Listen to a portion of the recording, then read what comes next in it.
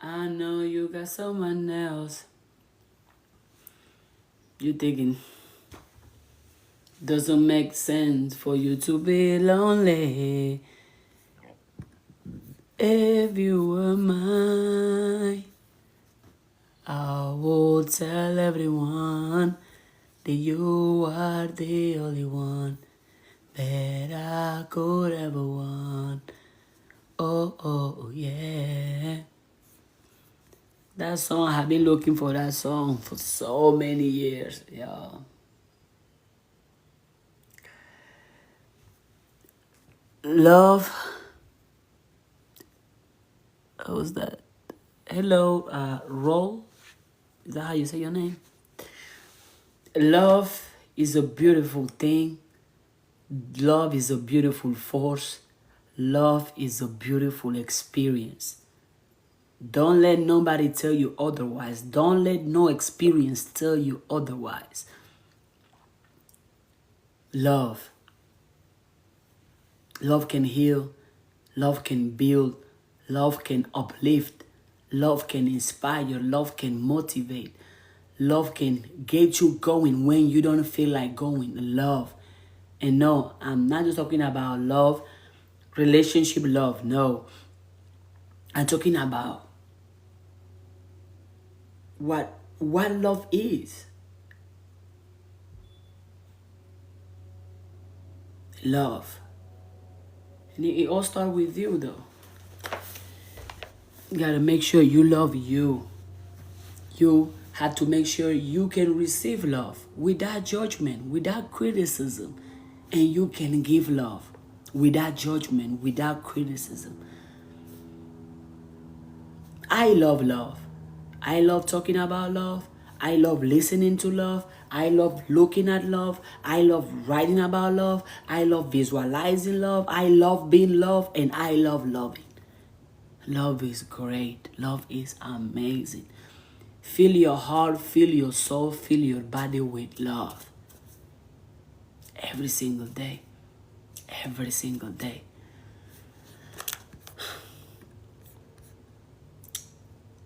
I was teaching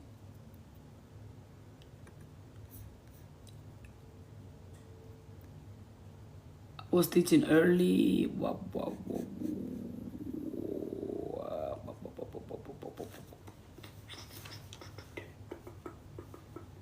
Talking on the love because somebody asked me a question. So I want to write this down because I don't want to forget it. That realization come to me as I was speaking, as I was teaching. So I had to write it down in my computer. And now I have to put it on paper. But if you have a question as I'm writing this down, make sure you speak your question. And if you're watching this on YouTube, what are you waiting to subscribe? What are you waiting to subscribe?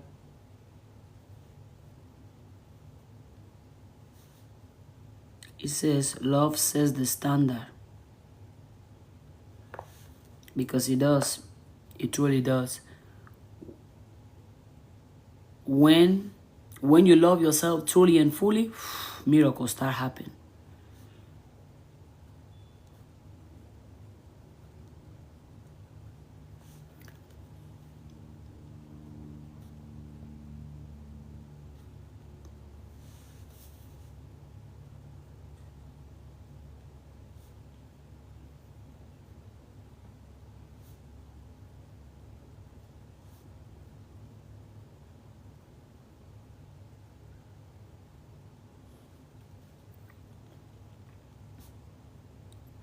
What is the greatest act of love you have ever done, or you have ever experienced, or you have ever seen, or you have ever heard? Put it in the comments.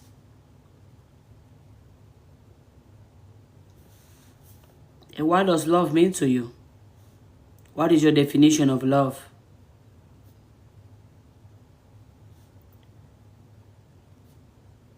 How do you express love? How do you receive love? Put it in the comments. So you can self-reflect on where you are.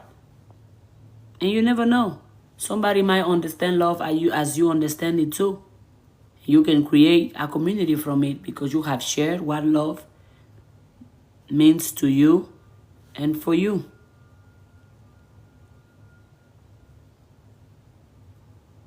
And where did you learn to love?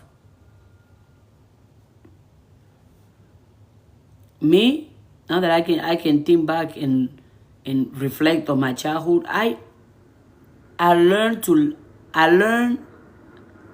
what love is or what love's supposed to be like from the people that raised me.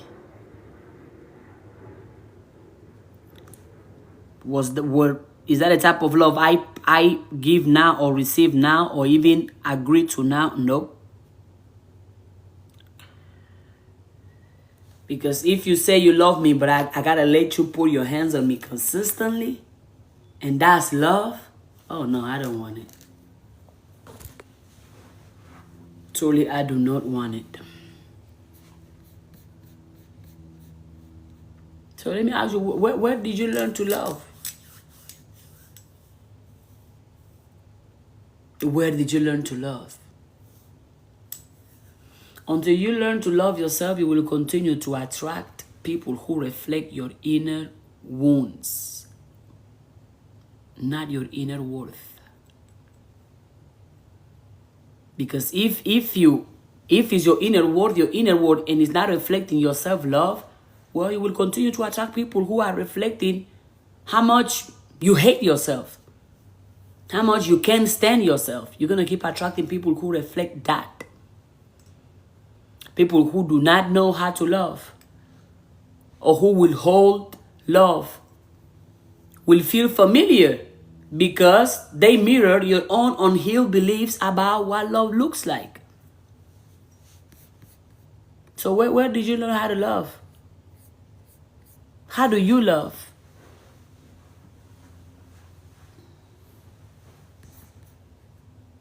How do you love? Until you learn to love, you will continue to attract people who reflect your inner wounds, not your inner worth. You'll continue to attract people who do not know how to love, or people who will hold love. It will feel familiar to you because they mirror your own unhealed beliefs about what love look like, feel like, or what you think you deserve. How many of you think that you deserve somebody who calls you out? Somebody who yells. Oh my God, if they don't yell, they don't love me. If they don't crash out on me, they don't love me. If they don't call me 100 times a day, they don't love me.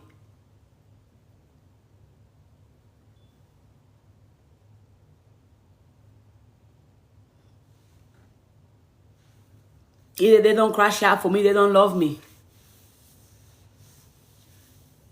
If they don't give me the latest brand shoe, clothes, they don't love me. Dysfunction, love, that's what it is. That's not love.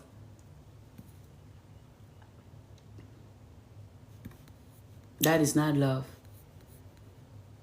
And for so long, me too. I believe I gotta suffer for love. Yeah. I had that belief, and guess what? I was suffering for love. Yup.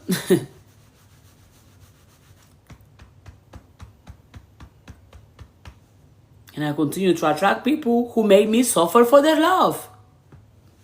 Because I thought it was normal. I accepted it. But nah.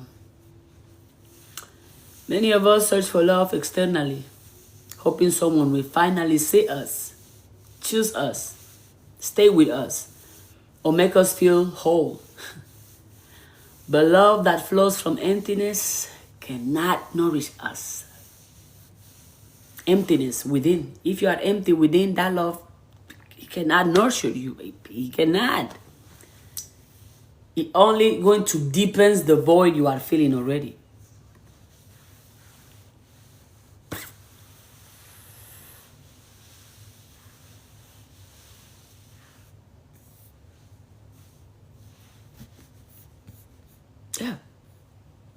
I release the need for chaotic love. I welcome passion that brings peace, not pain. Oh, if they don't suffer for me, they don't love me. What? We thought love was meant to burn, loud, wild, and full of ache. But now we know that fire that stays is the one that warms, not wounds.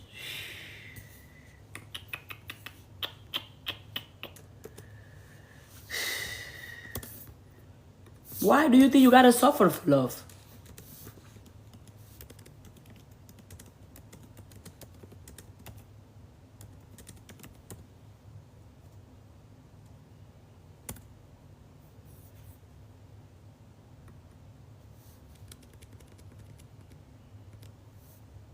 Where does it come from?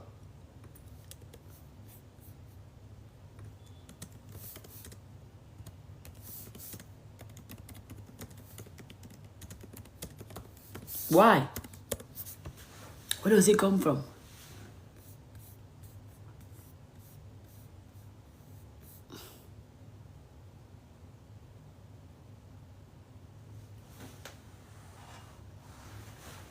Where does it come from? Truly, let's. Why do I gotta suffer to love you? Why do I gotta suffer to receive love, to experience? Why? For what? We thought that love was meant to burn. It's supposed to be loud. It's supposed to be wild and full of ache. But now we know the fire that stays is the one that warms, not wounds. If it doesn't warm you, if it doesn't keep you warm, don't let it wound you either. Let it go.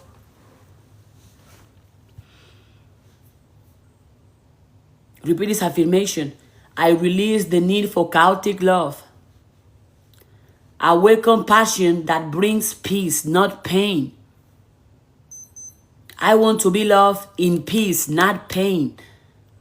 I want to be loved in calm, not loudness. I release the need for chaotic pain. I welcome passion that brings peace, not pain. I welcome passion that brings peace, not pain. I welcome love that brings passion, not pain. No. At some point, that was me. Just being honest, just being real as I should. Why would I lie? For what? No. Speaking me, what I have been to, what I have experienced. Just to also that helped me to reflect on my own growth.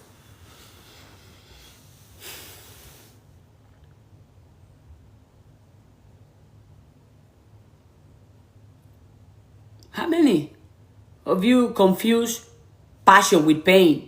That if it hurts, yeah, they love me. If they are manipulative, if they are controlling, if they are possessive, yeah, they love me.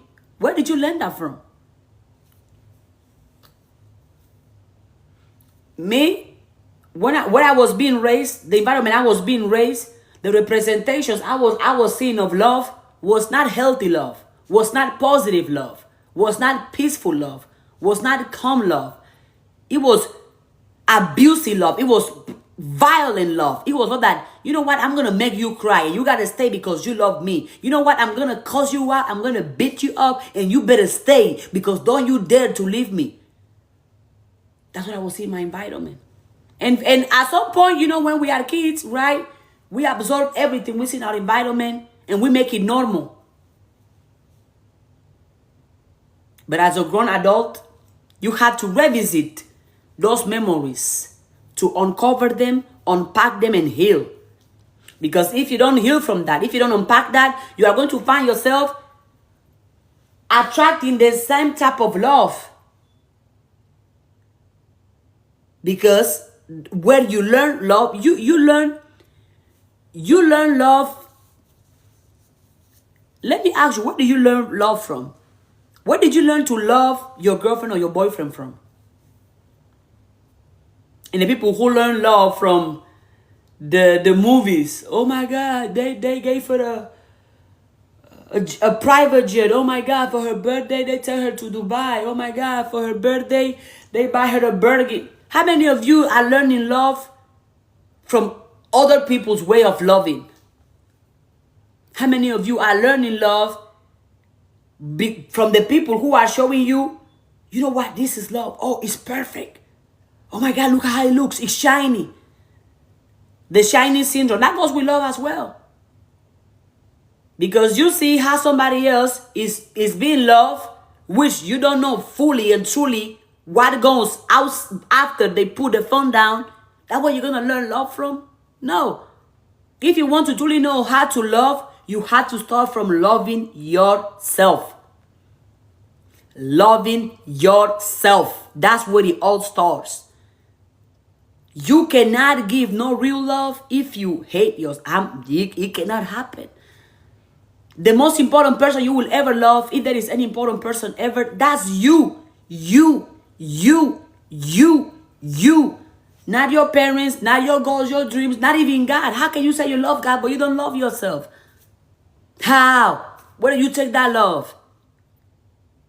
You can give it to yourself, but you're going to give it to me? And I have this habit now. When somebody says, I love you, I ask them, do you love yourself though? Because if you say you love me without loving yourself, I will question that love. Because how come you find it in you to give me love, but you don't find it in you to give it to yourself?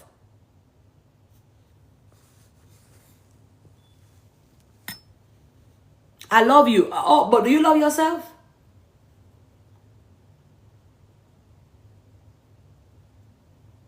I want to be with you. Do you want to be with yourself? I want to spend time with you. Do you want to spend time with yourself?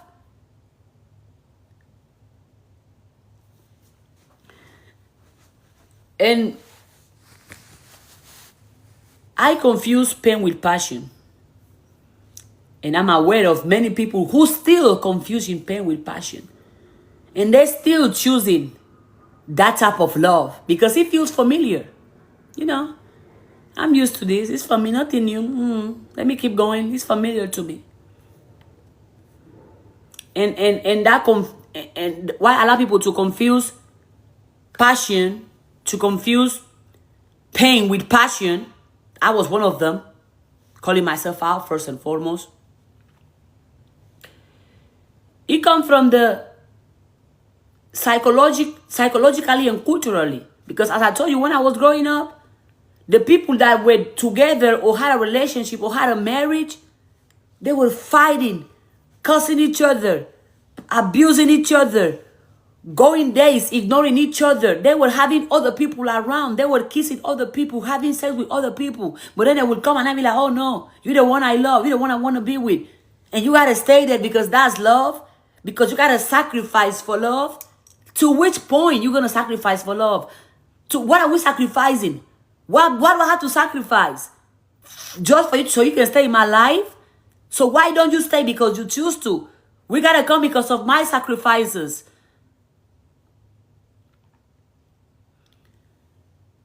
Trauma bonding. Attachment patterns. Many people grow up in environment where love was inconsistent. I did. Many people grew up in an environment where love was inconsistent, where love was conditional, and where love was unsafe. The person you are loving is the person that makes you feel the least safe. Every time they are around you, your nervous system is on a race. As a result, your nervous system accept that, at some point, your nervous system equip emotional instability, anxiety, overthinking, high and lows with intensity. And later we love. I'm going to say it again. Many people grew up in environments where love was inconsistent, conditional, and unsafe. Me, I did. Oh, we're going to love you if you have good grades. We're going to love you if you clean the dishes. We're going to love you if you cook. We're going to love you if you take care of your siblings. We're going to love you if you listen to me when I'm yelling at you and you don't say anything. We're going to love you if you have clean clothes. We're going to love you when you stay stuffed and you don't cry. As a result, my nervous system equated emotional instability, anxiety, high and lows, and later we love. That if I'm emotionally unstable, it's okay. This is love. It's conditional, but this is love. It's unsafe, but this is love. It's inconsistent, but this is love. And then we have people who have, oh, you know what? I have anxious or avoidant attachment style. I did. Until I heal. Until I work. Spend years with no type of relationship. No. I had to heal me. I had to go to my past and undo all the damage that was done. I had to teach myself consistent love. I had to teach myself unconditional love. I had to teach myself safe love. I didn't have it when I was growing up. As far as I can remember, it wasn't consistent. Today, they love me. Tomorrow, oh my God, get off here. We don't want to see you. Huh?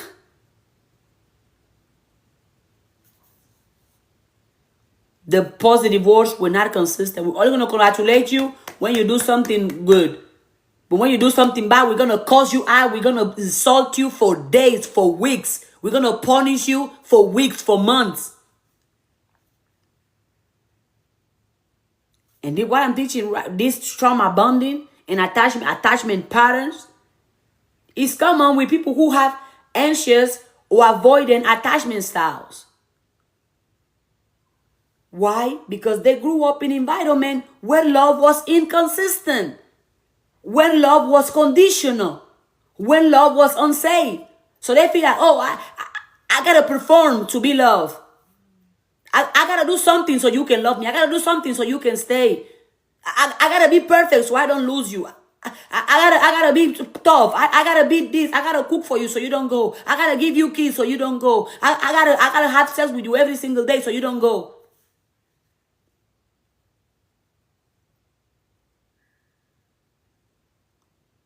You confuse pain with passion.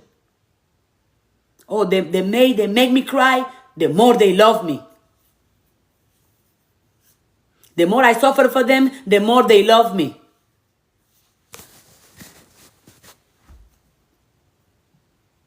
Also, cultural conditioning.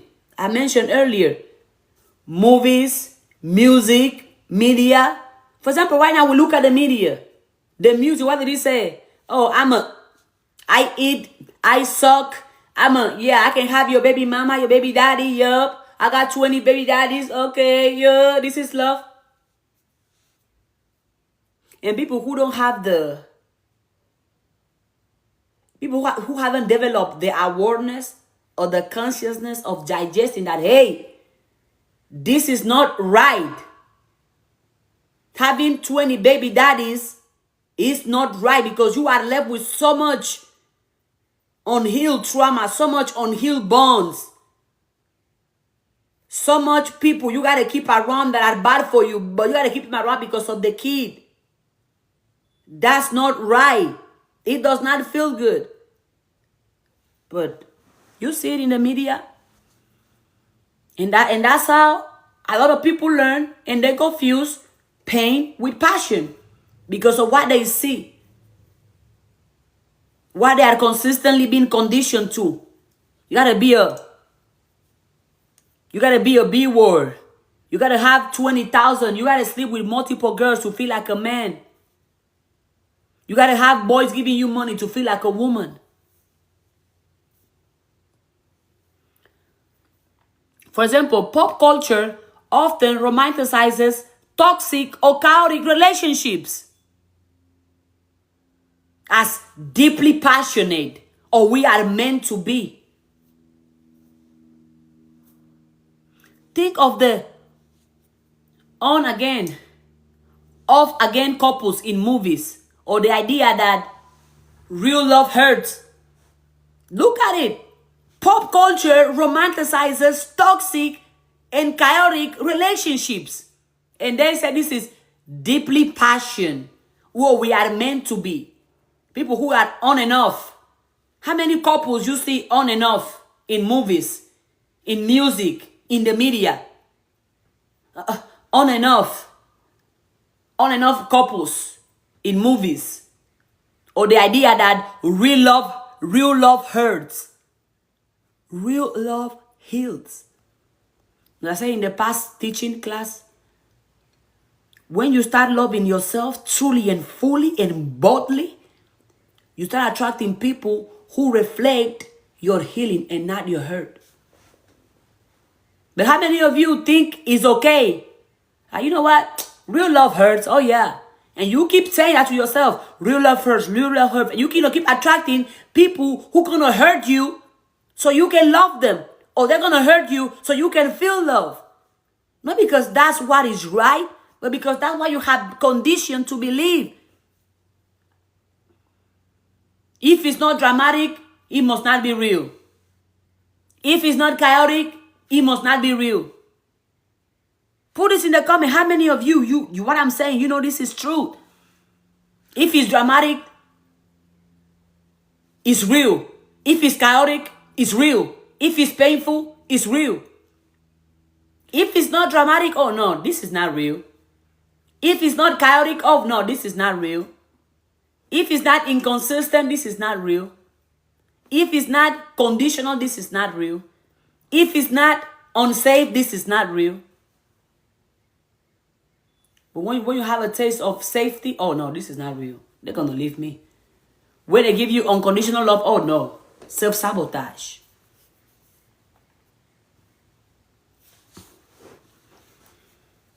Adrenaline instead of authentic connection. What feels like passion is sometimes just nervous system reacting to unpredictability. And as we said earlier, right? When you grew up in an environment that love was inconsistent, love was conditional, love was unsafe, that built in your nervous system what? Anxiety. Oh, high and lows.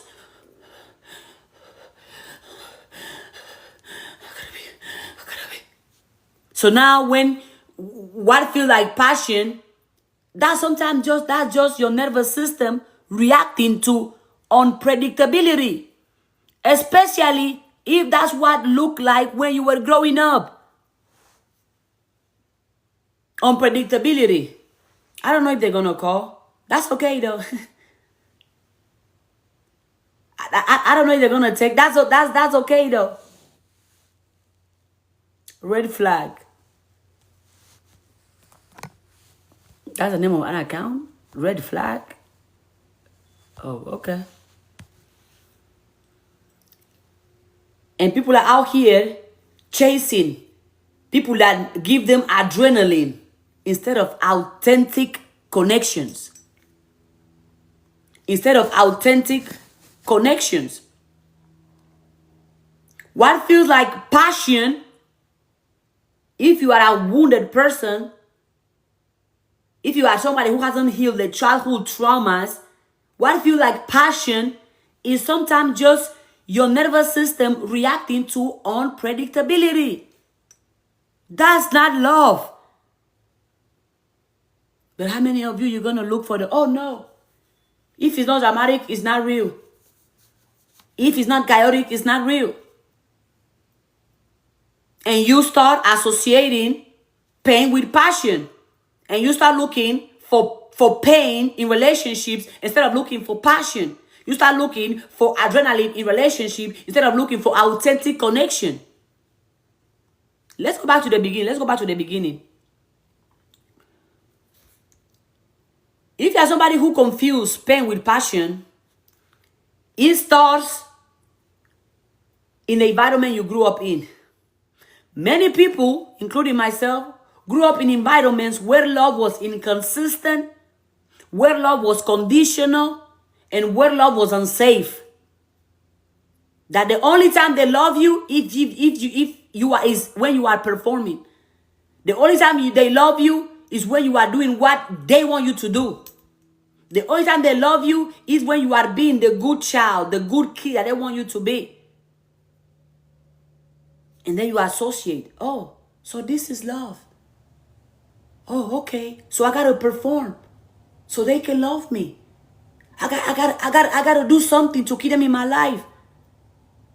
How many women, for example, have this idea that I gotta give him a baby so he can stay with me.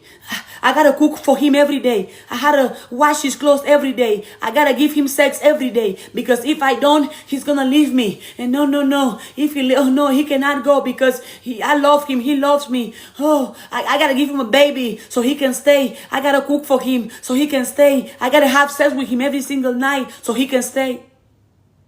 Look how you performing for love.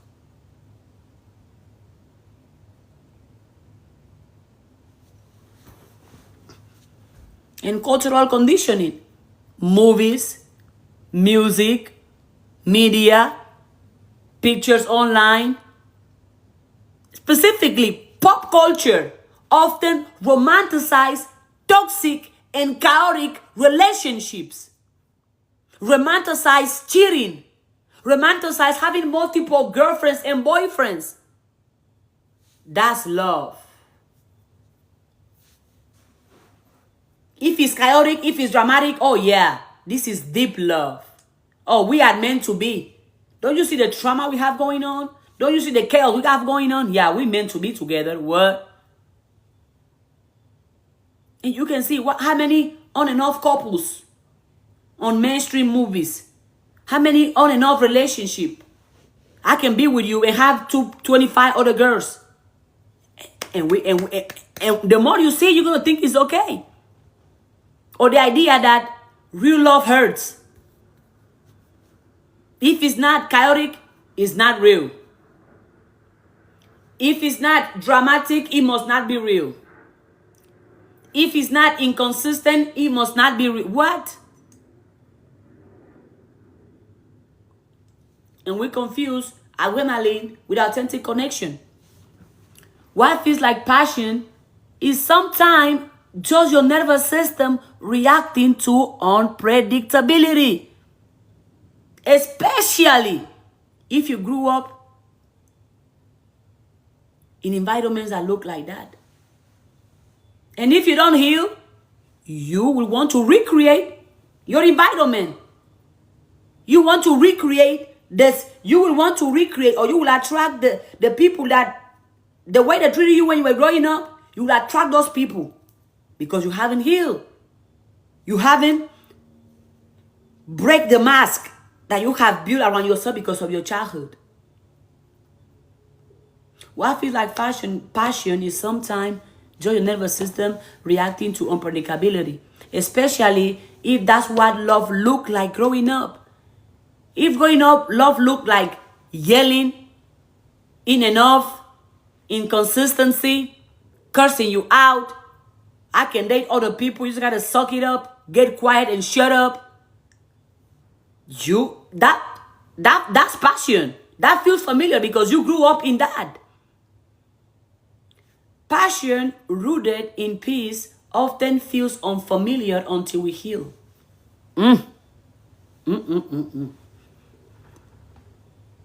How many of you, when there is not chaos, there is no drama in your relationship, you'll be like, oh no, this is not real. No. I gotta go look for the chaos. I gotta look for the drama. This is not real. This is too good to be true. This is too calm. My nervous system wants the chaos. Passion rooted in peace often feels unfamiliar until you heal. And then you're like,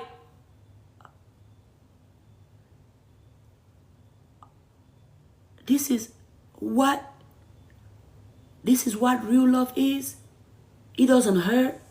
It doesn't yell. It doesn't cheat. It doesn't beat me up. It doesn't cuss me out. Heal. So you can experience real love. Heal. Heal. There's no other way around it. Heal.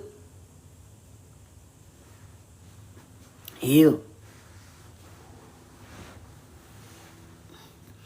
And the reason why so many people agree with painful love, or the idea that real love must hurt, is because it reflects a painful truth many people have lived. They stayed in toxic relationship thinking the pain was love. They mistook the emotional chaos for depth. See, there is emotional chaos, emotional inconsistency. Oh yeah, we deep in this. We deep. Yeah, we are. Woo. They stayed in toxic relationship. If you find yourself agreeing to the idea that real love must hurt, to the idea that if it's not dramatic, it must not be real, if it's not chaotic, it must not be real, is because you have stayed in toxic relationship thinking pain was love. It's because you mistook emotional chaos, emotional instability with depth. You thought that the more emotional chaos, emotional instability there is, the more deep both of you are in the relationship. Yeah. You say that, oh, let's move it past, or let's just put it on the side. It was a sign of soulmate energy when it was trauma being triggered. You thought being swept away was a sign of soulmate energy when that was a sign of trauma being triggered. No, let's talk about that. Let's put it on the side. No. Let's not address this. Let's put it on the side. Let's put it on the side. No. What? Let's sweep it away. We ain't got to talk about this. No.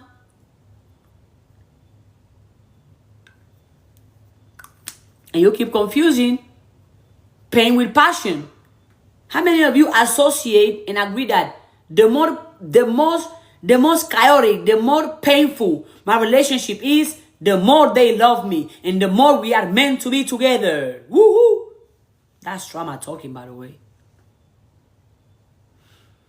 Once you begin to heal, or once everybody make the conscious choice, the intentional choice to heal, they will look back and realize that was not passion. That was anxiety. That was emotional unavailability. I'm unavailable. That was me repeating all wounds. The wounds you had in your childhood are the wounds you are repeating in your adulthood.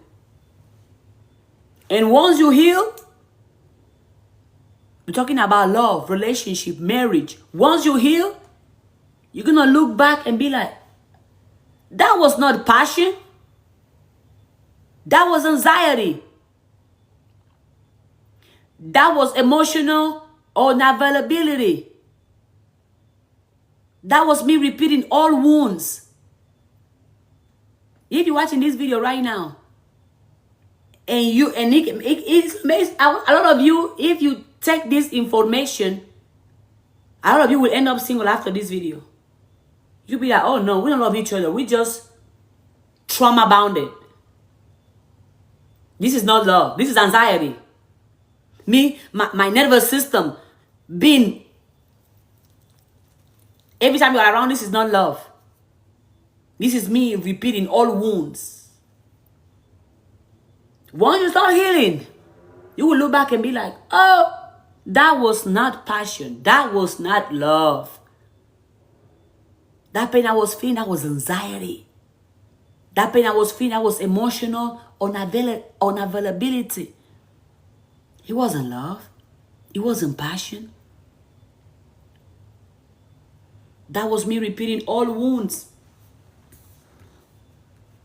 And then here comes the healing realization. True passion can be peaceful. True love can be peaceful.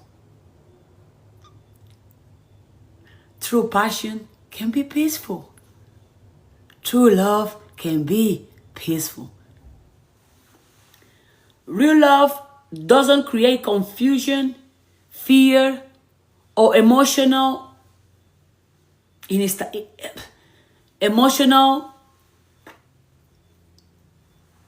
No. True love does not create confusion, fear, or emotional instability. True love does not. So if you are confused, if that person loves you, or if they don't, they don't.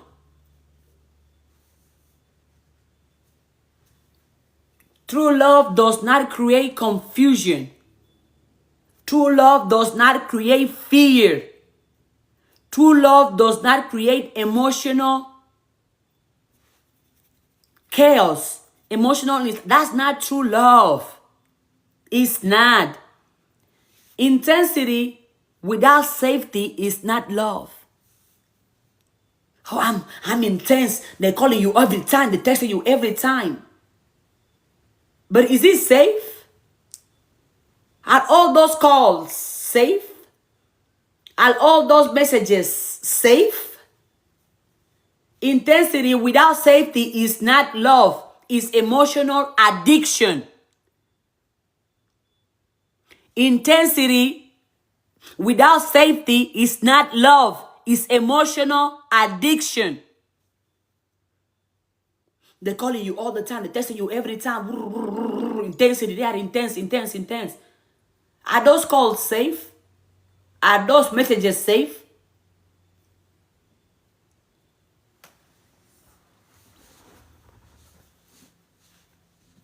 Emotional addiction.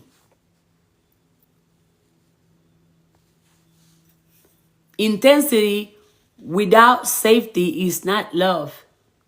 It's emotional addiction. Hey, Jay, hello. Much love. Let me see. Much love to you too, Queen. Okay, I see the red hair in the profile. Looking cute, looking lovely. All love. True passion can be peaceful. Yes, it can. And yes, it is.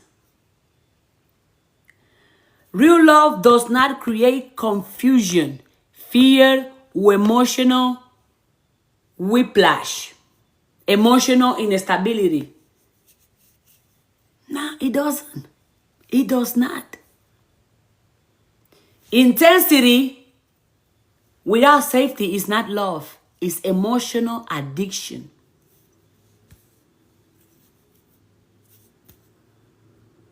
So, let peace be the new passion.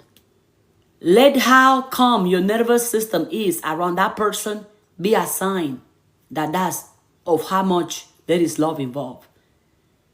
If you're nervous, how many of you are dating people that you cannot fall asleep next to? Whenever they're around, you feel like, oh, I gotta be on my 10 toes. I gotta be my best behavior. If you have to perform to be loved, that's not love.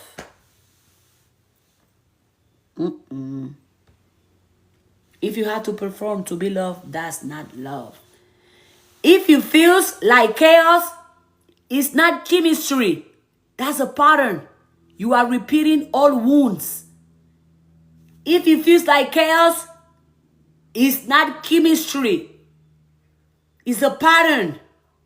Let's unlearn the pattern so we can keep attracting people with that pattern. Let peace be the new passion. Let calmness be the new passion.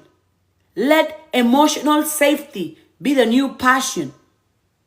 Let unconditional love be the new passion. Let consistent love be the new passion. Let how calm your nervous system is around that person be the new passion.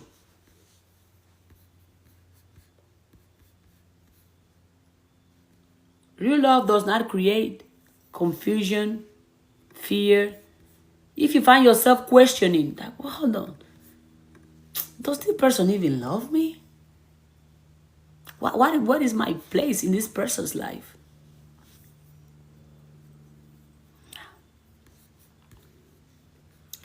Real love does not create confusion, fear, or emotional instability.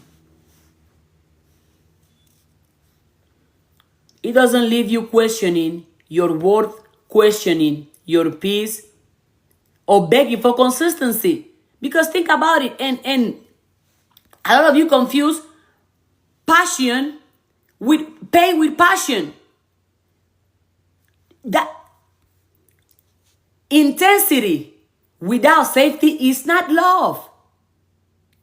Real love does not create confusion, fear, or emotional instability.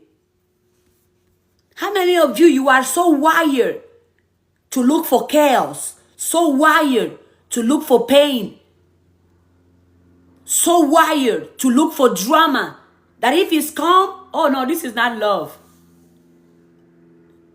Why, you don't gonna cuss me out? You don't gonna crash out? Oh no, you don't love me then. What? No, this is not love. You don't wanna yell at me? Oh no, you don't love me. You don't gonna abuse me, control me, manipulate me? You ain't doing that? Oh no, you must not, you don't love me. You don't, oh no.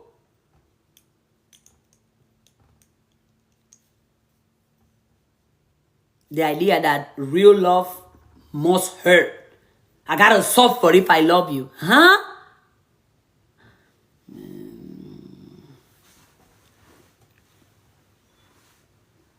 And pop culture. 10 on that. Pop culture often romanticizes toxic and chaotic relationships as deeply passionate or meant to be. And everybody and most people who are into pop culture, look at the relationship. Look at them. Oh, in the past week I had dated 20 women. Oh, I got 35 baby mamas. If I have so many girls, I'm a man. So many girls, I'm a man. I got 20 baby daddies, I'm a queen. I fuck you, and him, I'm a queen. Woo-hoo.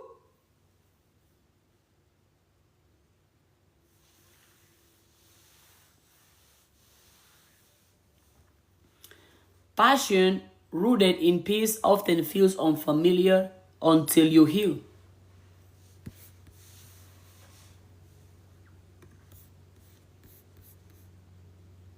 Until you heal.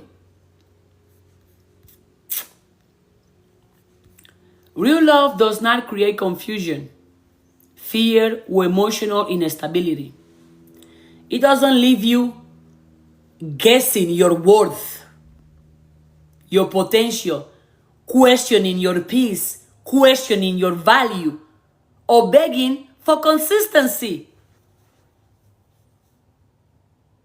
But as we said earlier, if you grew up in an environment where love was inconsistent, where love was conditional, and where love was unsafe, and you're going to date somebody who's inconsistent, you're going to stay right there. Because to you, they are doing what the people who said they love you in your childhood did. So to you, it's okay, it's normal. No, it's not.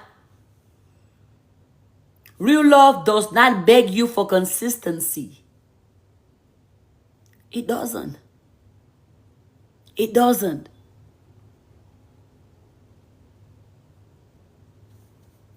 Real love is clear. It communicates. It respects. And it makes you feel safe. The billionaire first.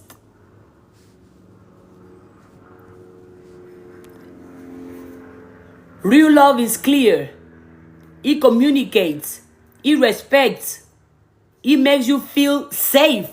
How many of you are dating people that you don't feel safe around? And you are going to date to have kids with someone you don't feel safe around? And you think your kids are going to be safe with that person? Let's be accountable of our actions. Where did you learn love? Did you learn love where there was chaos, there was pain, there was violence, there was sex, there was alcohol, there was inconsistency? That's not real love. Real love doesn't create confusion. Real love doesn't create fear. Real love does not create emotional instability. It doesn't leave you guessing your worth, questioning your place, or begging for consistency. Real love is clear. It communicates. It respects. It makes you feel safe. Not because it's perfect, but because it's real. Because it's honest, intentional, and rooted in truth. I'm going to say it again. Real love is clear. It communicates. It respects. And it makes you feel safe. Not because it's perfect, but because it's honest, intentional, and rooted in truth.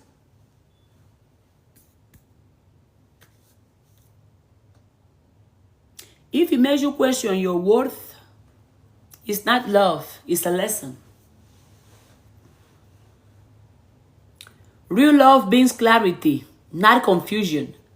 Peace, not panic. Steadiness, not storms.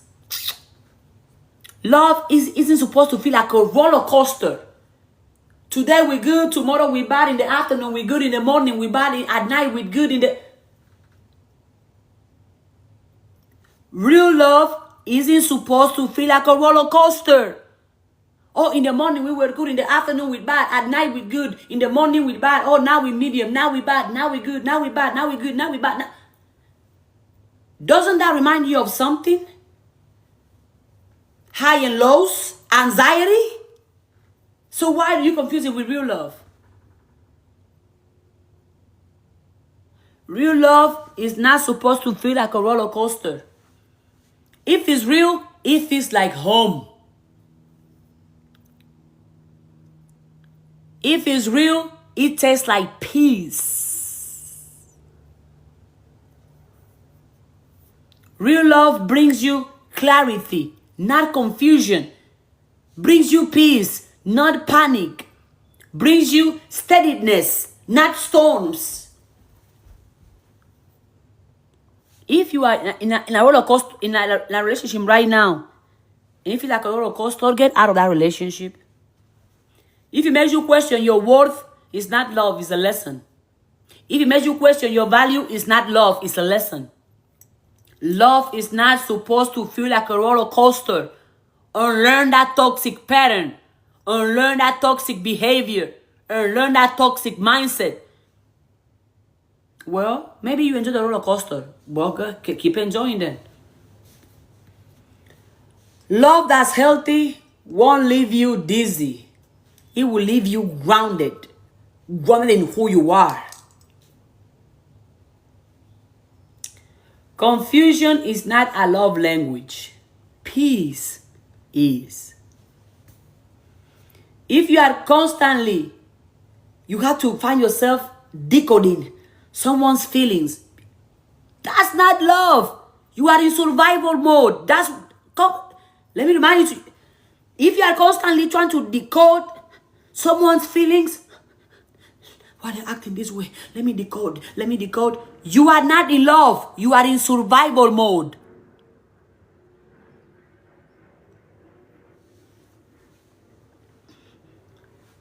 Love is not supposed to hurt more than it heals. Man.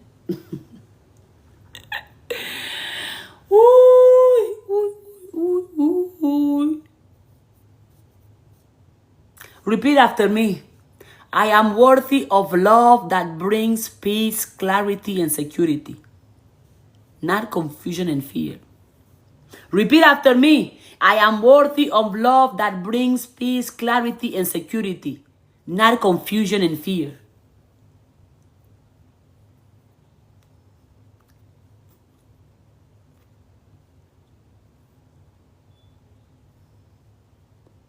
Repeat after me. I am worthy of love that brings peace, clarity, and security, not confusion or fear.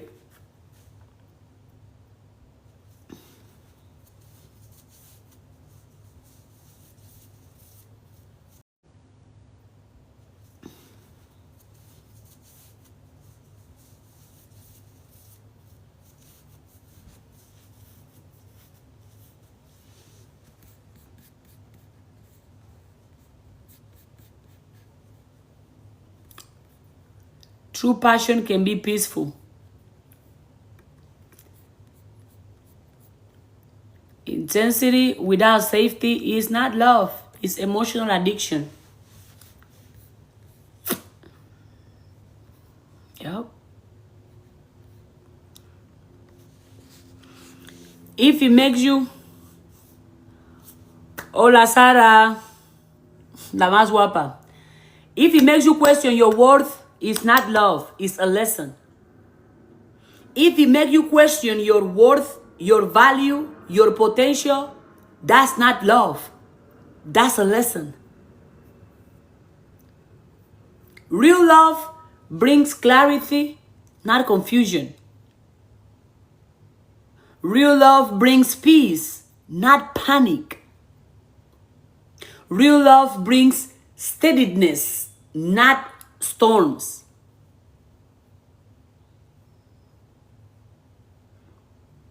Love is not supposed to feel like a roller coaster. No. No. Unlearn that.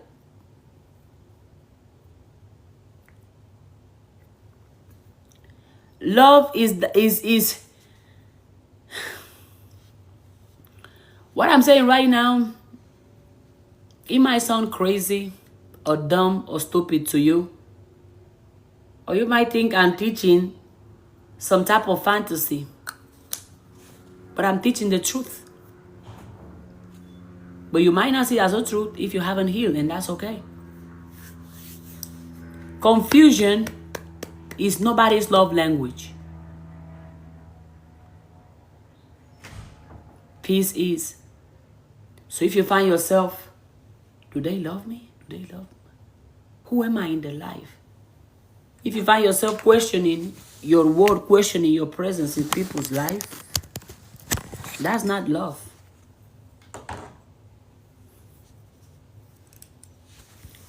If you're consistently decoding someone's feelings, you are not in love, you are in survival mode.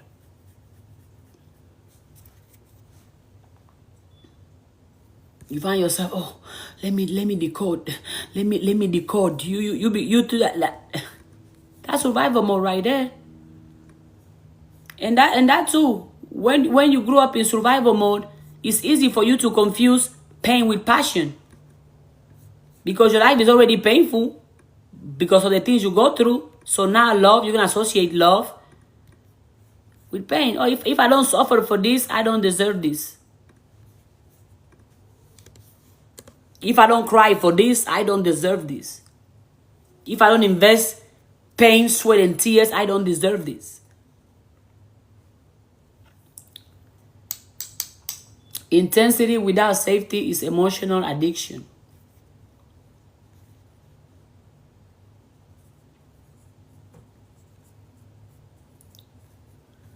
Intensity without emotional safety is not love, it's addiction. It's the nervous system craving familiarity, not fulfillment. When love feels like a high followed by a crash, that's not passion. Today, with them, you are right here. And tomorrow, boom. When love feels like a high followed by a crash, that's not passion. It's a cycle. Gotta break the cycle. Mine as well. True love does not need to keep you on the edge to feel excited.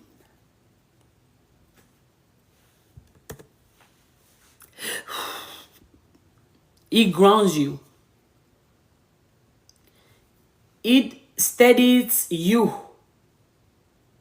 I don't know relationship you are. It makes your nervous system feel like home, not a roller coaster. Listen to your body. Definitely listen to your body. Yeah, do. If every time you are next to that person or you talk to that person, you feel like your nervous system is running away, that's not love. That's not love. Intensity without emotional safety is not love. It's emotional addiction. It's the nervous system craving familiarity, not fulfillment. When love feels like a high, followed by a crash, that's not passion, that's a cycle. True love does not need to keep you on the edge to feel exciting. Let me perform. Okay. No. It grounds you.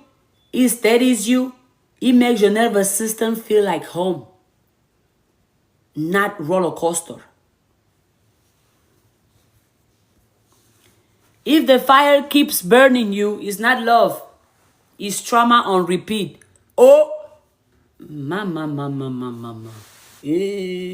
Somebody gonna cry after looking at this life. If the fire keeps you burning, it's not love. It's trauma on repeat.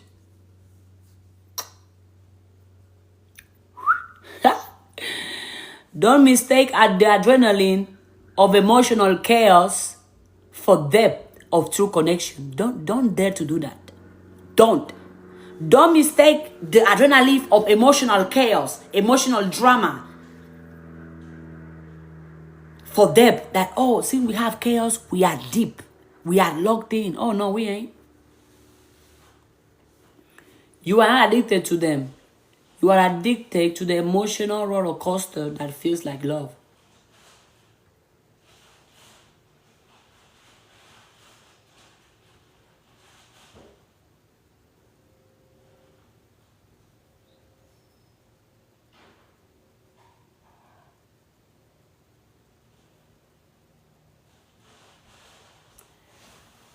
You are not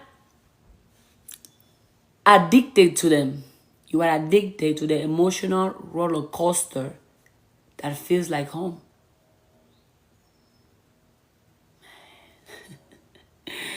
When you have only known chaos, peace feels boring, but it's actually your healing. When you are used to the chaos, used to the drama, used to the roller coaster, used to the fighting, when you have only known chaos, peace feels boring, but it's actually your healing.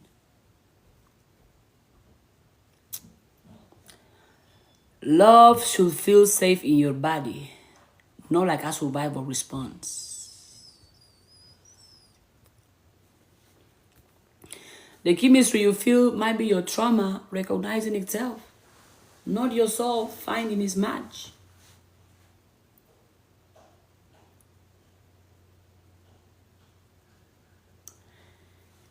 The chemistry you feel might be your trauma recognizing itself, not your soul finding its match.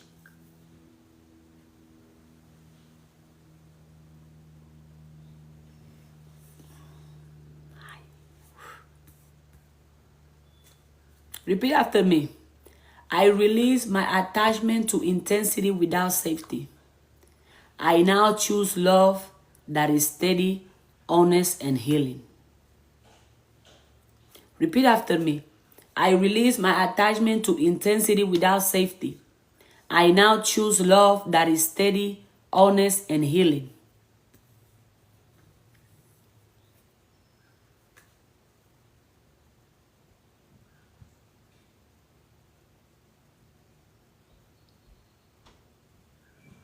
I release My attachment to intensity without safety. I now choose to love. I now choose love that is steady, honest, and healing.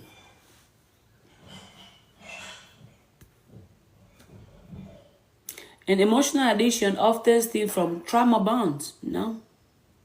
Gotta heal, y'all. Trauma goes deep. Where the push-pull dynamic feels normal. If they push, I pull. If I pull, they push. Back and forth, back and forth, back and forth. Because it mimics early experience of love that were inconsistent or unavailable. Yup. Yeah.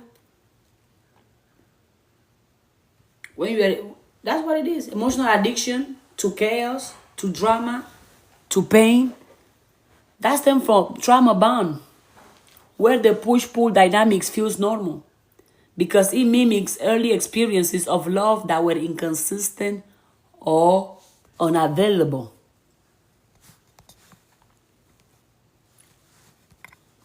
Hello. All love, all love, all love here. Thank you.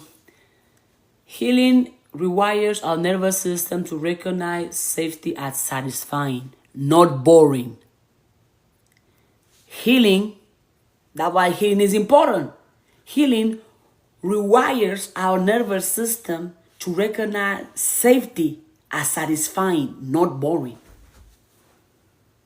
Some of you are so used to the chaos. When you have a taste of peace, you say that's boring. You have to know how messed up you must be for you to consider peace boring. Wow.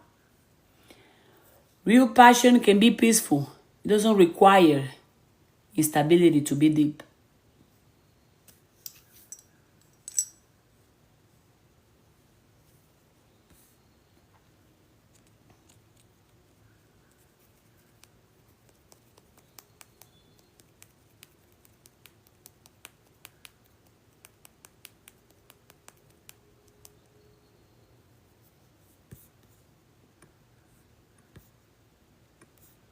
As I said, if you are consistently decoding someone's feelings, you are not in love, you are in survival mode. Surprise.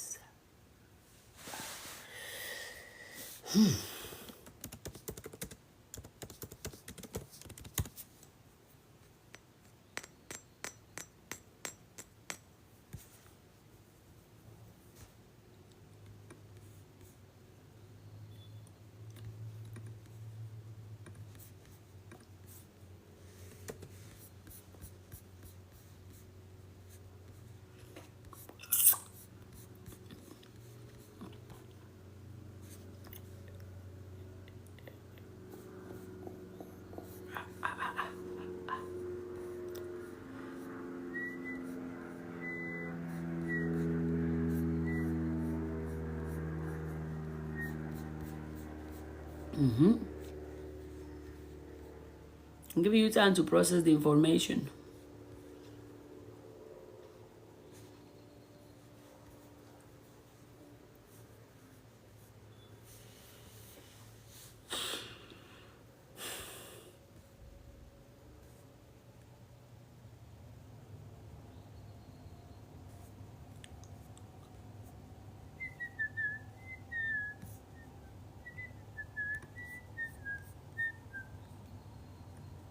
Put in the comments. So far, which one of what I have shared resonated with you? Did I went deep? Is this information helping you? If it's not, you can say it's not. Honesty. Intensity without safety is not love. It's emotional addiction.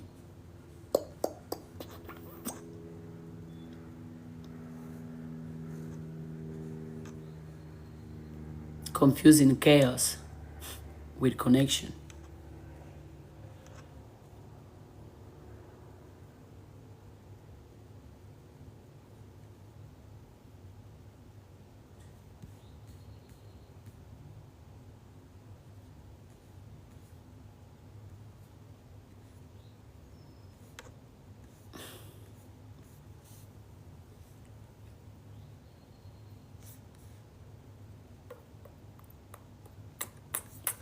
Bim bom bang.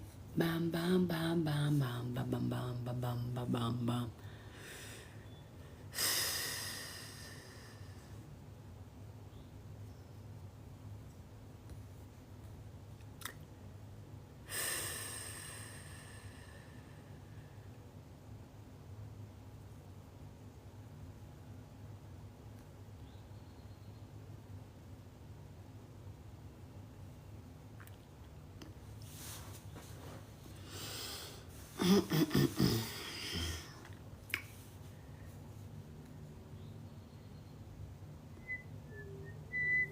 I am safe to receive love that feels like peace.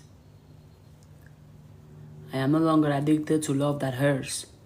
I welcome relationships that reflect my healing, not my traumas. Peace is my new normal. Consistency is my new normal. Safety is my new normal.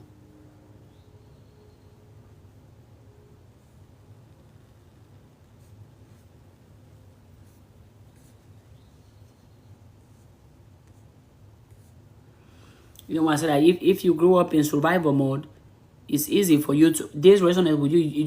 It's easy for you to keep having this wrong conception of love, this chaotic, this painful, this negative, this draining conception of love. Because when you grow up, when you are in survival mode teaches you to work for love.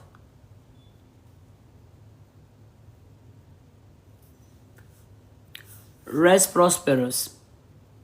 Survival mode teaches you to work for love. That's why I said that if you have to perform for that love, it's not real. People, oh, I gotta give them kids so they can stay. We gotta have to have sex every night so they can. That's not love. Come on, can't you see it? To prove you are good enough. Survival mode trains you to work for love. To prove you are good enough. To settle for crumbs and call it chemistry. Bare minimum, and that's chemistry. To say, I just need to be patient, when reality, you are just tolerating emotional unavailability. And when reality, you are just tolerating emotional unavailability.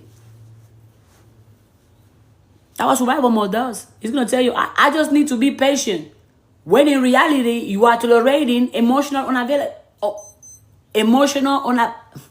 unavailability. But here's the truth. You don't have to decode what's real. Real love is clear as water. You don't have to decode what's real. Real love is clear. Real love doesn't make you guess. Real love doesn't make you guess. It's safe enough to ask. It's open enough to share. It's honest enough to let you excel. You don't have to work to earn love, to receive love. Real love is clear. That's what I said. Real love does not confuse. So if you don't know that person loves you or not, they don't. If they did, you would know by now. Real love doesn't make you guess. Real love is safe enough to ask. It's open enough to share. It's honest enough to let you excel. So stop draining, looking, attracting survival mode and heal. So you can go from survival mode to sacred connection. From survival mode to real connection. From love that feels like surviving to love that feels like loving. To love that feels like thriving. God did not design you to live in emotional limbo. Emotional roller coaster. Your spirit was not made to stay in survival. It was made for sacred relationship. And that begins with you. The moment you choose to stop decoding and start using discernment so you can know if this is love or if this is just my traumas, the moment you realize that silence, inconsistency, and confusion are not spiritual tests, you begin to heal. Somebody is inconsistent. Somebody is silent. And you will be, oh, that's That's a spirit. No, it's not. You begin to love in a way that does not require you shrinking yourself, scrambling, or solving, trying to fix everything. And when you hear, you begin to say, I choose connection that feels safe in my body, not chaotic in my mind. I deserve connection that feels safe in my body, not chaotic in my mind. I deserve love that lets me rest, not perform. I deserve love that lets me rest, not perform. Oh, I gotta cook so they can love me. I gotta give them kids so they can stay with me. I have to have sex with them every night so we can stay. Why are you performing for love? Where did you learn to perform for love? I get it right when you were a child. Love was inconsistent. You had to have good grades so your parents can love you. You had to clean the house, wash the dishes, take care of the bills. You had to do something so they can love you. And that's where you learn to perform for love. And here you are, a grown adult, still performing for love. Going above and beyond to keep people in your life that are showing you with their actions that they don't want to stay in your life. But you have only experienced survival love. So you are seeking survival love. But just so you know, that's not love though. That's not love.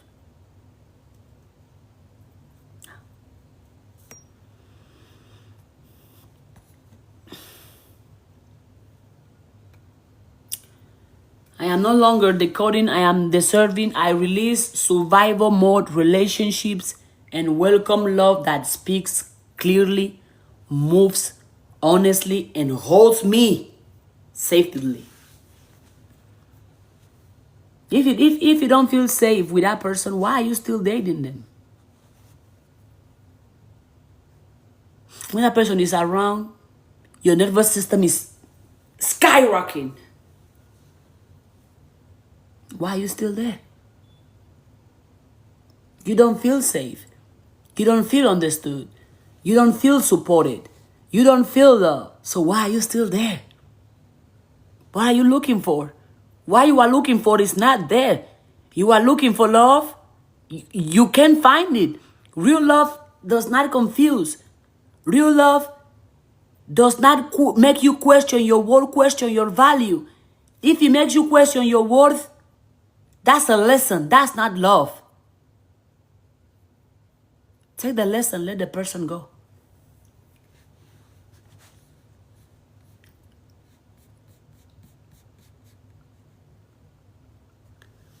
Survival mode is not love.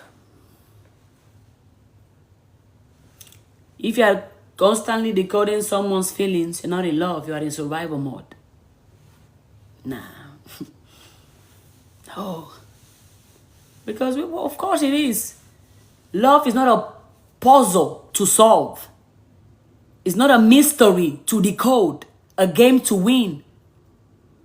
But when you have been taught that love must be earned and not received, when you have experienced love in inconsistent, conditional, or confusing ways, your body learns to survive in it rather than rest in it. I hope you pause this portion of the live. The full portion is going to be on YouTube. It's going to be on YouTube this afternoon or tonight. So from YouTube, you can clip the parts that resonate with you and compost it here, you know. Love is not a puzzle to solve. It's not a misery to decode, a game to win. But when you have been taught that you must earn, not receive, that you must perform, not receive. When you have experienced love as inconsistent, conditional, or confusing, your body learns to survive it. Your body learns to survive in love instead of resting in the love. You learn to scan for danger instead of being in the present and soaking up the good that is happening. You read every text like scripture. Oh my God. What do they mean by that? What did they say with that? Did they mean that? You reply every silence with a warning. You feel safest not when someone is near, but when you can predict their mood.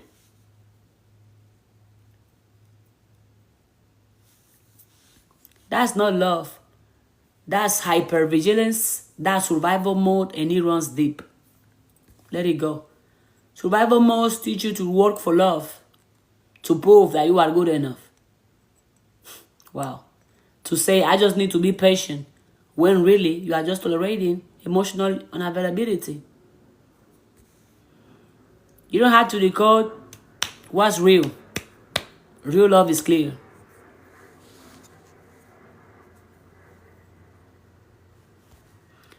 You don't have to decode what's real. Real love is real. If it's not real love, it's not gonna be clear. If you find yourself questioning, do they love me? Do they want me in their life? Real love does not confuse. Real love is clear. If you had to question if they don't. Let me tell you, let me save you years of therapy. They don't.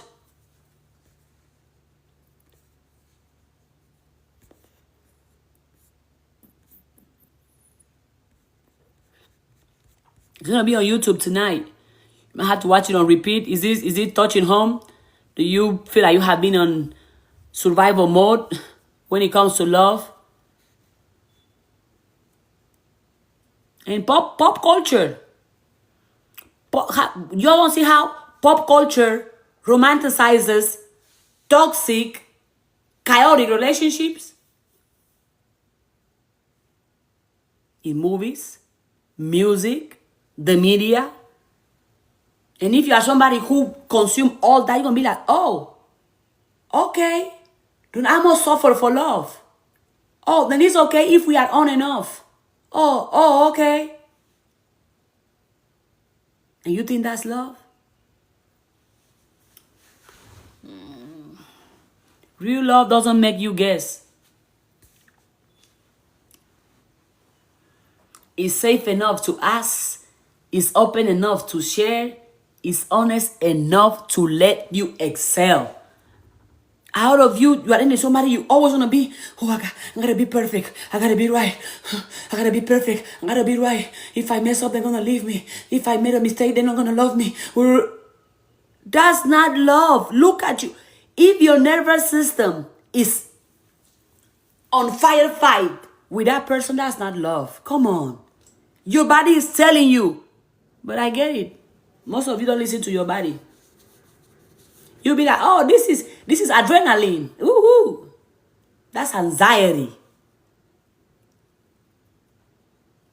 When it comes to love, I notice how much conditioning I internalize for every direction. Not only you, I did too. Why? Because when I was growing up, love was inconsistent, conditional, and unsafe.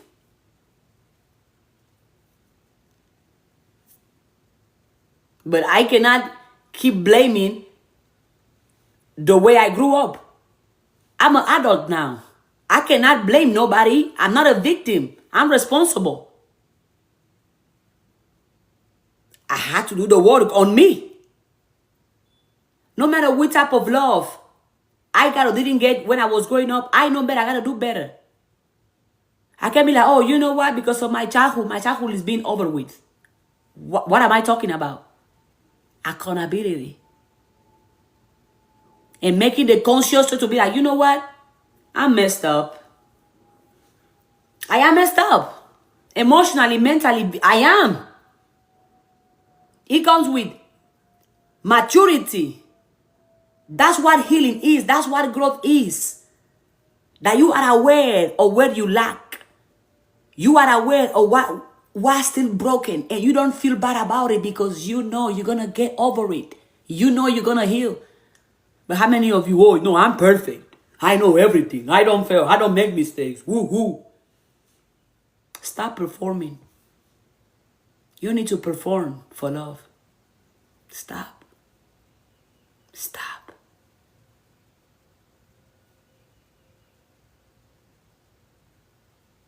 For me, I have been accountable, but not loving enough in that awareness of where I need accountability. Well, congratulations for calling yourself out and being accountable instead of blaming your parents, blaming other people. Now that you know what you need to work on, do the work. Don't look for other people. Don't blame for other people. And if you know that you know what you already know. Do the work and heal. Heal so you can experience love that is love and not survival love. So you can experience real love. I had to. Because before that, here I was loving people who are telling me for multiple ways that, hey, I don't love you. But here I am. Well, I just gotta be patient. Oh, they're gonna change. Oh, look at broken me talking. It's okay. It's okay. I forgive you. All good. All good. It's okay. You are safe. You are safe. All right. All right.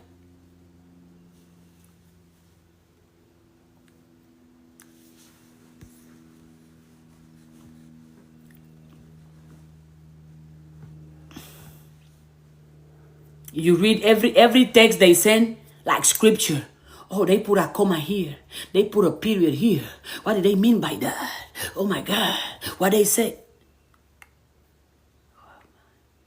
You replies every silent. Oh, why are you quiet? Is something wrong? Am I doing something wrong?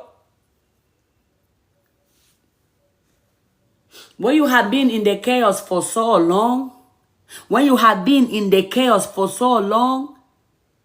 peace feels boring. How many people be like, oh no, if you don't crash out, you don't love me. If you don't cuss me out, you don't love me. If we don't fight, you don't love me. Oh, my bad.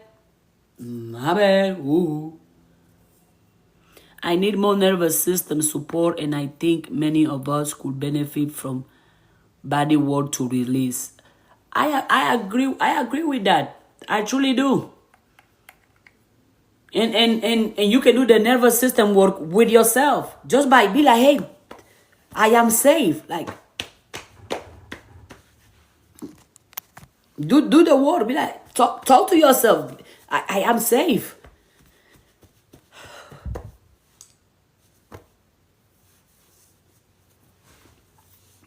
Nervous system, because our nervous system gets so, they like, damn, my nervous system is messed up. You gotta hear your nervous system. It's a big thing, because until how many of you, your nervous system is on go mode all the time, panicking.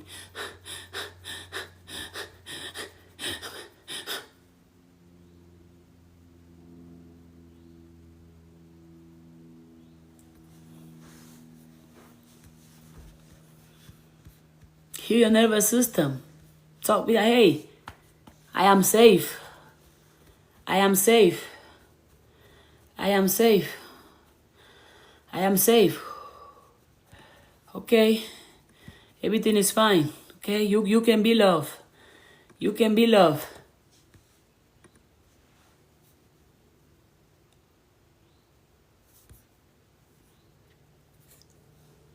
Last night I was crying in my dreams, and I think it's my body realizing it's okay to let go as I rest. Absolutely. How many of you feel like crying is the worst thing ever? Ooh. Yeah, we had to have this.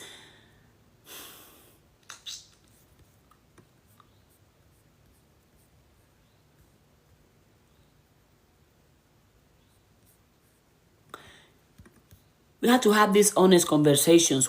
First with ourselves individually. And then have the conversation with people who are open to change, who are open to heal.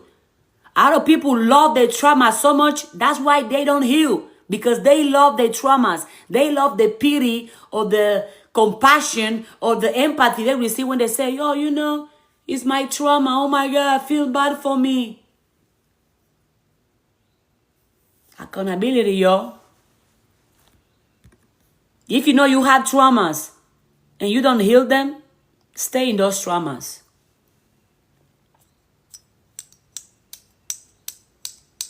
You have to teach your body to feel safe. You have to teach your body to feel calm. There is no other way around it. You have to. Because if you don't, you will never do. When your body learns to feel safe, your relationship change. Your standards change. Your whole life softens. From survival to thrive. But no. Some of you love your trauma so much, and you are surprised why they're still in your life. Oh, well.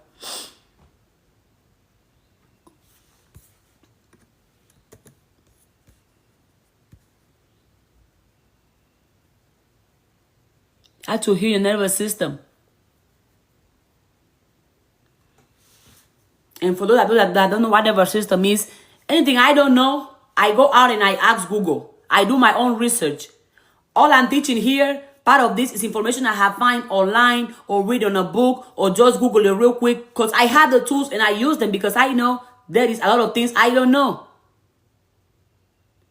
And since I don't know, I know that, oh, I know. If I don't know, I'm going to ask Google or ask ChatGPT because, well, I don't know, I'm supposed to lie. Since I don't know, I'm aware of my ignorance, I'm going to use the tools to ask. I'm going to use the tools available to me to educate myself. As I should. Why stay ignorant when I have access to information? For those of you that don't know what nervous system healing is, nervous system healing is the sacred work of teaching your body that peace is not dangerous, that safety is welcome, that you don't have to earn love, that safety is not a reward, it's your birthright. You have to teach that to yourself. You gotta do it. How many people don't get out of their house because they be like, oh my God, the world is bad. If I go out, somebody's gonna take me, somebody's gonna rape me, somebody's gonna... Hold on. You are not safe. You don't feel safe. It's the truth. But now teach your body to feel safe. Well, unless you don't want to, it's up to you too. No forcing over here. It's when you stop scanning the room for rejection. When somebody go to somewhere, they start looking around.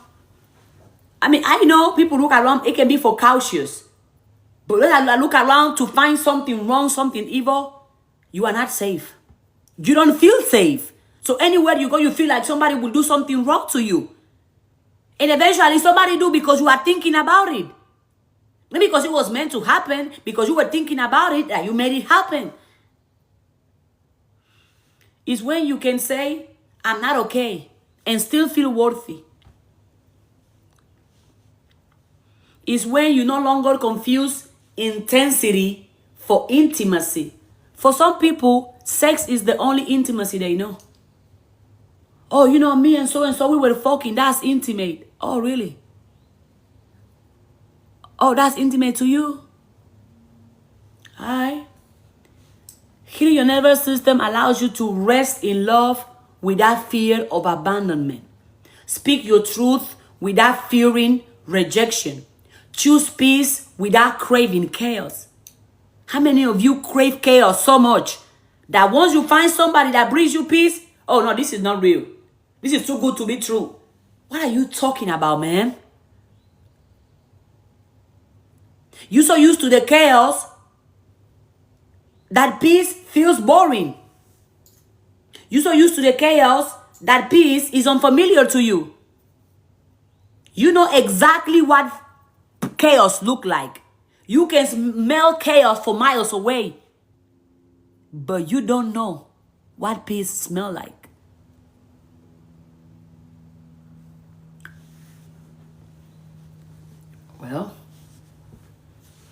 When you heal your nervous system, is a return to you, is a return to the God within, to the power within. God did not design your body to live in constant state of fight or flight. I gotta, oh this, okay, right now, come here, right now, do this, right now.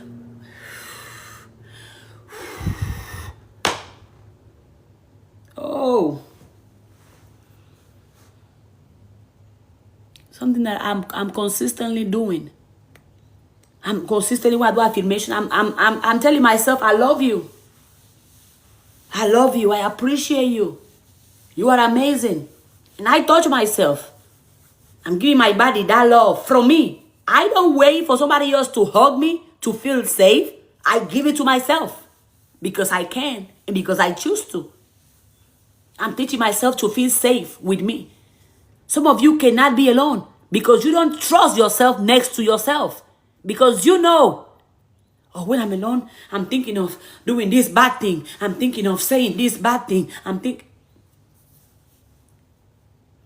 God did not design your body to live in a constant state of flight and fight. You were made for peace. Peace in mind, peace in body, peace in relationship, peace in finances. How many of you know people who don't like peace? For example, me, I have gave a class earlier of, I think, 2 hours. I'm giving this class too. It's going over 2 hours too. It's been a total of 4 hours. Me sitting with myself, I'm talking to myself because I'm listening to myself. Me being here, just sitting, talking, reflecting, listening, just with myself. You know how many people cannot stay in a room with themselves for 1 minute? Oh my God, let me call somebody. Let me text somebody. Let me be on somebody's DM. Oh my God.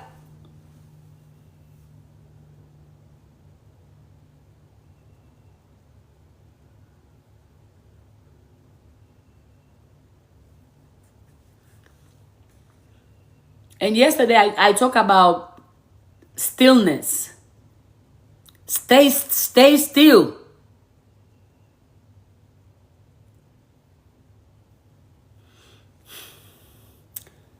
Be still and know that I am God. Stillness is not just spiritual, it's neurological. Neuroscience. I gotta study that. I gotta teach myself on neurology. I gotta understand more. I have to understand my body. I have to. When you feel safe in your own body, you become less reactive and more intuitive. People out of you be like, something happened. What? Okay.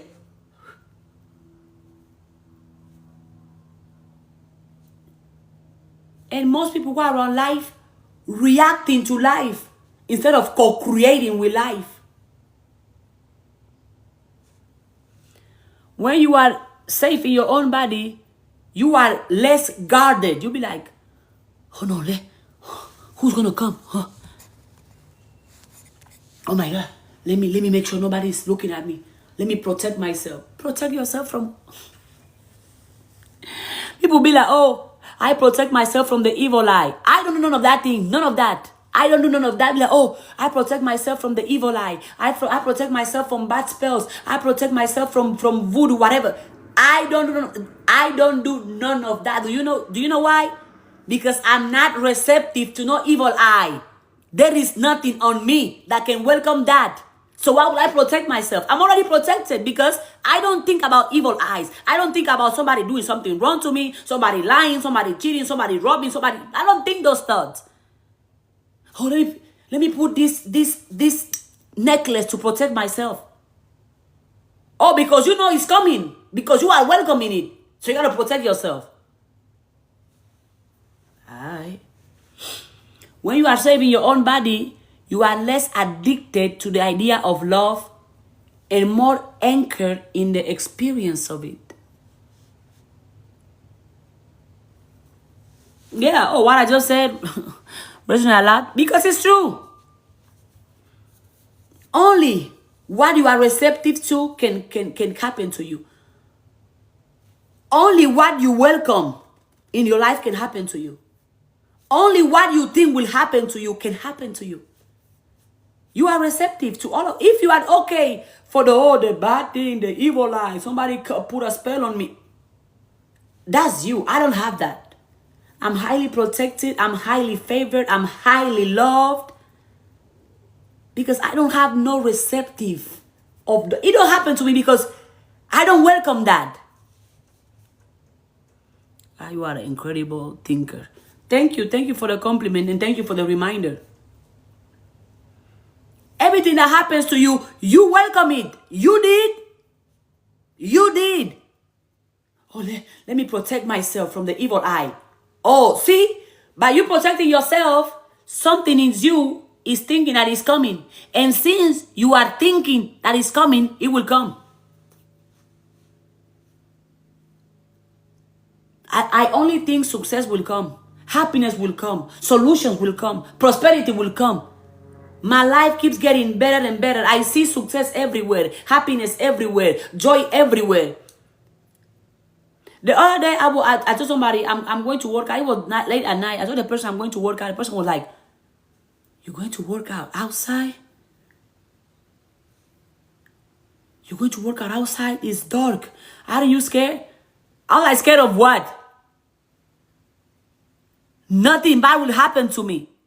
Nothing bad will happen to me. I am safe. I am safe. I am safe. I am safe. I feel safe in my own body. I feel safe in my own thoughts. I feel safe in my own energy. So I can go anywhere, anywhere at any time. I'm always safe all the time, present 24/7. But some of you don't. Oh, you know, they say in that street, if you go there, something will happen. Oh, the world is evil. The world is bad. Oh my God.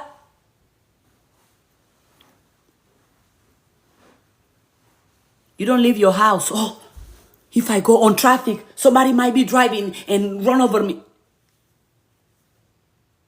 All right. God got me though. All good. Affirm this with me. My body is safe now. I am learning to rest, to receive, and to recognize peace as love. My nervous system no longer needs to protect me from what I am already overcome. You got to train your body. Teach your body to be. Yeah, we're going to stand still, you know. All is well. All is well. Everywhere I go with happiness. Everywhere I go with prosperity. I am highly supported. I am highly loved. I am highly appreciated. I am highly respected. I am highly safe. I walk around life with I'm highly protected. Anywhere I go, I am safe. Anywhere I am safe. And you got to speak it.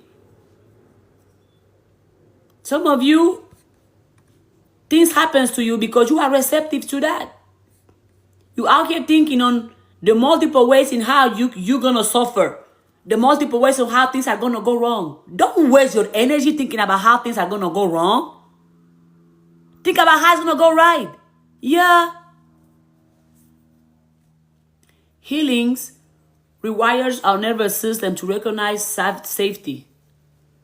Safety as satisfying. Peace as satisfying. Quietness as satisfying. Out of you cannot stay in quiet. You need noise. You need somebody talking to you, somebody texting you, somebody calling you, somebody kissing you, somebody hugging you.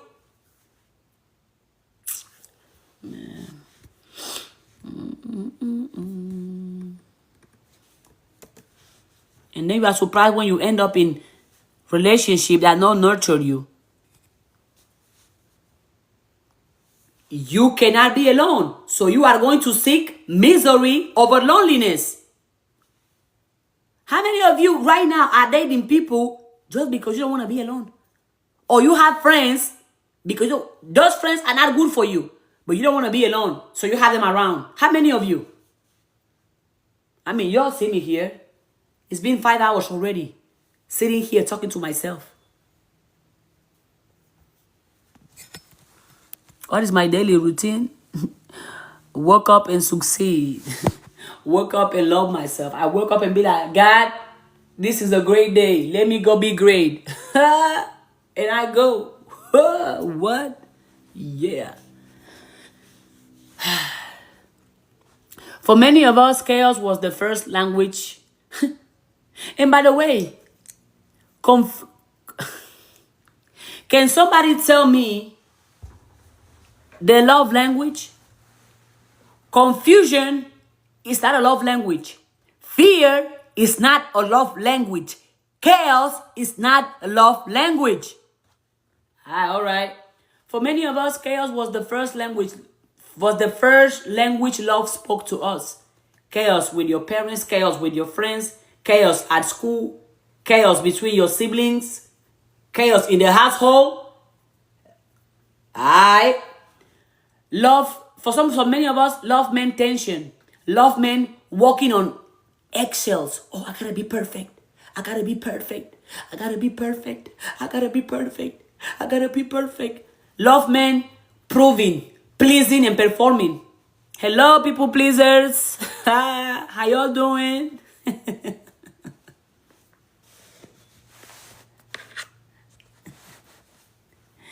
Love meant proving. I gotta prove my worth to my parents, to my siblings, to the schools, to my professors. You gotta prove your worth. And you keep performing. And you associate you performing with love. Oh, why? Because your parents only loved you when you had good grades? Oh, gotta heal though. Woo.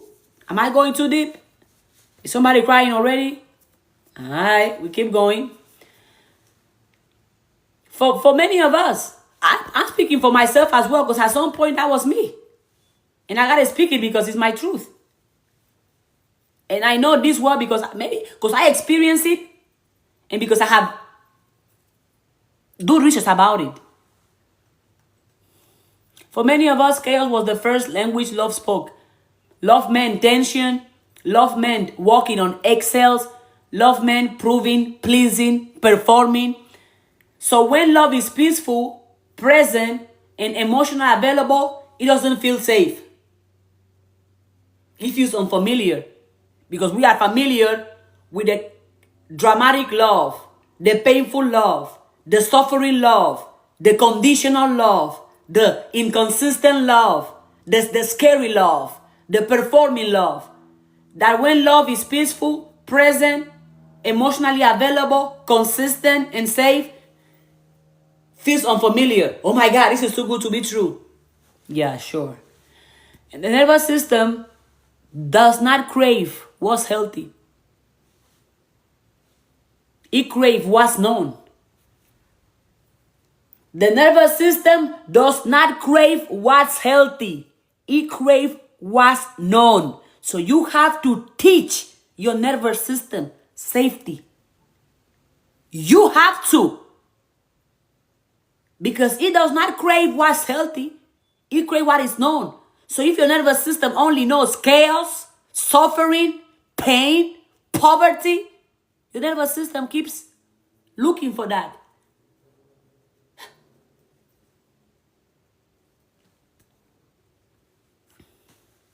And this is how we end up mistaking kindness for boredom, consistency for lack of chemistry. You want somebody to be intense more than to be consistent with you. I say it again. I'm going to say it again. Intensity without safety is not love. It's emotional addiction. And because our nervous system is messed up, we end up confused. What we do, we confuse stability for something to be suspicious of. I wonder if they love me. I wonder if they're real. If they're transparent. Instead of wanting something stable, you want something suspicious. Oh, are they cheating? Are they lying? Are they going to leave me? Regulate your nervous system, y'all. Please. Please. If you don't know how to, ask Google. Ask ChatGPT. The same way you go on Google to learn, useless stuff. You can also go on Google to learn how to regulate your nervous system. Healing does not just change your thoughts, it rewires your body, it rewires your mind, it rewires your destiny. It trains your nervous system to trust what used to feel strange, to crave presence, not adrenaline, to feel excited in being seen, being heard, being safe, instead of feeling excited by being pursued and ignored. Some people feel excited when the person they want ignored them. Oh, so you want people to pursue you instead of making you feel seen, making you feel loved, making you feel understood? Oh no, miss me with that. Healing turns peace into pleasure. It teaches your body that love doesn't have to hurt to be real. Yes, I said what I said. Love does not have to hurt to be real. Alright? That clarity doesn't mean something is missing. It means something is working. That's since you are used to so much chaos, when somebody can communicate to you straightforward and with clarity, you'll be like, oh my God, something is missing. What is the lie? What is the lie? What is the lie? There is no lie, you know. That's what real love does. Real love is clear, communicates clearly, feels clearly, thinks clearly, you know. Just saying.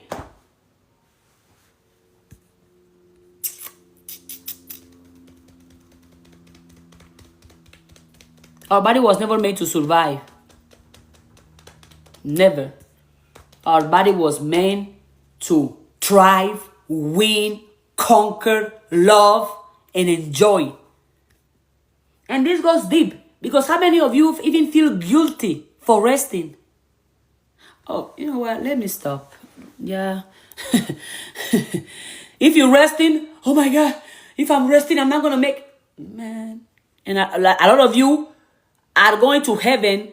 You prefer to be burned out on your way to heaven. I'm going to be resting and chilling and having a great time on my way to heaven.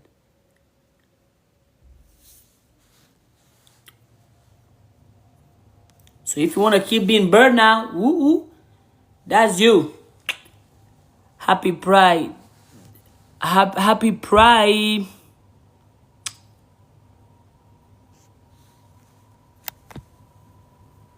Happy Pride, happy Pride, happy Pride. I mean, every day is Pride Day, right? Because I mean, yeah, every day is Pride Day because I'm proud of myself every day. I praise myself every day. I love myself every day. So happy Pride. Every day is Pride Day, though. I don't know how y'all feel, though, but hey, every day, pride of just because you are you. And you're supposed to be proud of it. You don't need a month to remind you of that or a year on a calendar. Every single day, remind yourself, I'm proud of who I am. I love who I am, so I celebrate me every single day. I was able to catch your live today. I'm so grateful. I'm grateful you were here. Thank you for your questions. Thank you for your conversation as I was speaking. It's going to be on YouTube tonight. So if there is a certain part that you want to dive deep into, you can definitely. It's going to be on YouTube. Nunu Lopez. Owner. Okay. There are entrepreneurs on my lives and business owners. I love to see it. Love to see it. I love it. I love it. I love it. Yeah, I'm going to use your wisdom to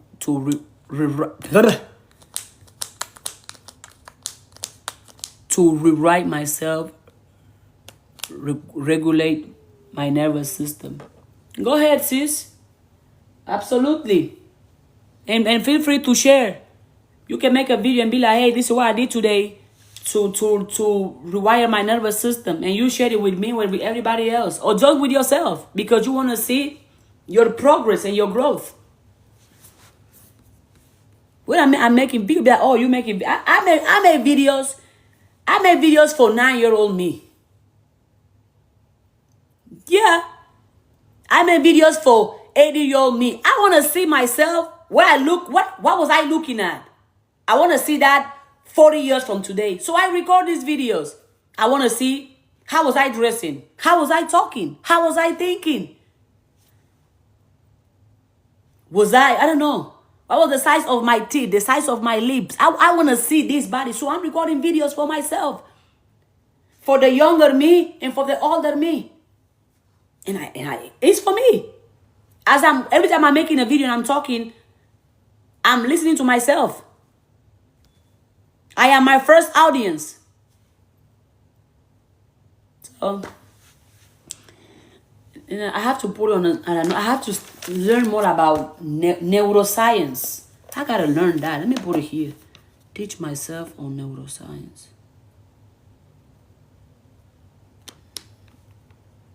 Neuroscience. I gotta learn that. Because this nervous system right here, we gotta keep it happy, healthy, and welcoming. This firefly, no.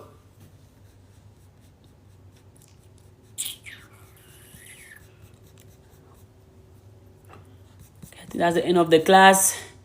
If this video helped you anyhow, anyway, put it in the comments. Let me know what has been your biggest takeaway. Share this video with somebody else that you know needs to stop seeking that traumatic love, that love that feels like chaos. Gotta go. You gotta go. You gotta go. You gotta go. It has to go. Yeah. And whatever you do, love yourself, support yourself, believe in yourself every single day. No matter where you are, no matter what you look like, no matter which stage of life you're in right now, love yourself, support yourself, and believe in yourself every single day. Why not? You already have yourself. Might as well love who you have. All right? Yeah.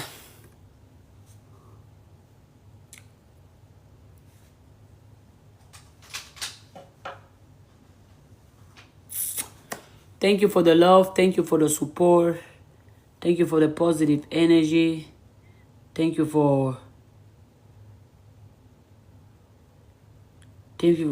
all that is right, all that is good, all that is positive coming my way today and forever, not only for me but to you as well. All the good things available, go ahead and enjoy them. You deserve them. And if you have a question, put the question in the comment section. If I don't have the answer and you have the answer, or somebody else has the answer, reply to people's questions, because I don't know everything. I don't have all the answers. I'm still learning as well. Every single day I learn, because I'm a student of life. But if somebody has a question and you have the answer, answer their question. And if you are the one with the answer, share the answer. If you're the one with the question, share the question, so we can all grow and evolve together. There is enough success, enough happiness, enough prosperity for all of us. For all of us. I'm telling you, for all of us. And yeah.